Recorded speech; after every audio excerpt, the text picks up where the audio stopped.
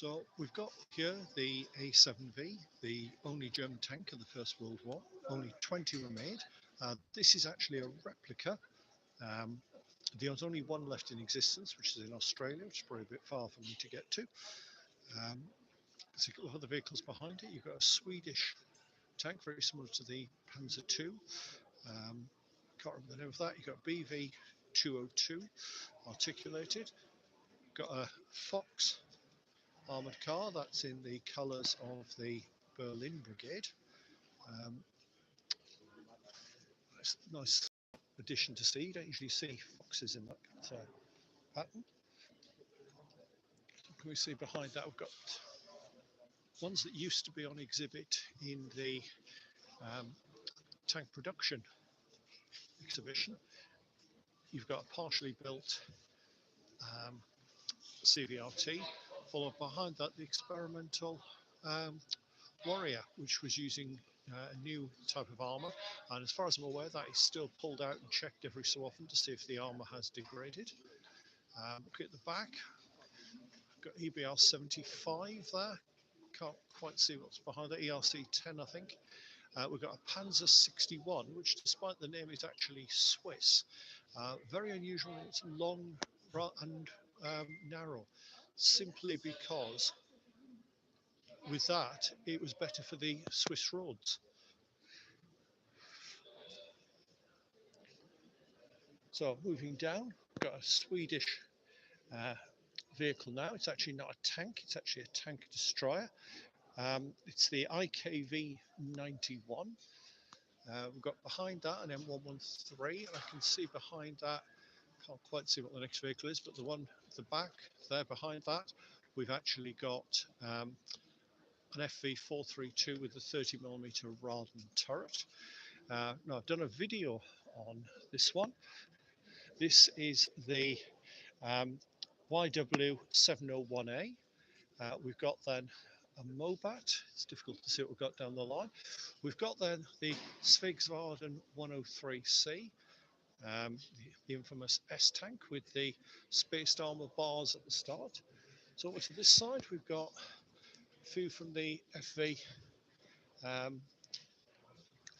series, the Scorpion, Spartan, CVRT series. So we've got at the front, we've got what looks like could be a Samaritan. You've then got the recovery variant, Samson. We've then got another Fox armoured car.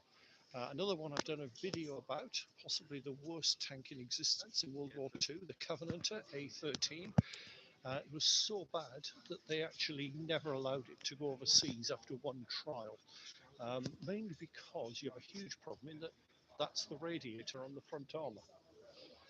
What else have we then got? We've got a light tank.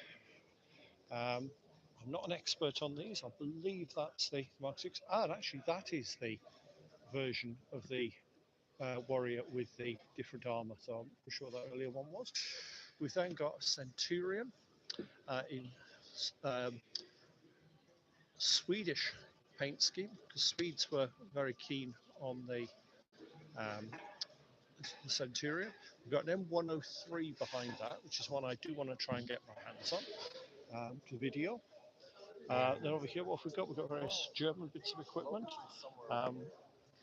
particularly like the bicycle with the pair of Panzerfausts. I am actually going to do a video on that shortly, do some footage on that. But we've got various other German bits of equipment. Good collection of small arms there.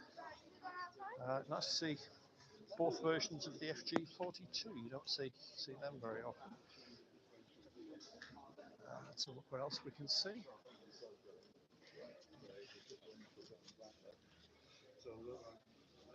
Okay.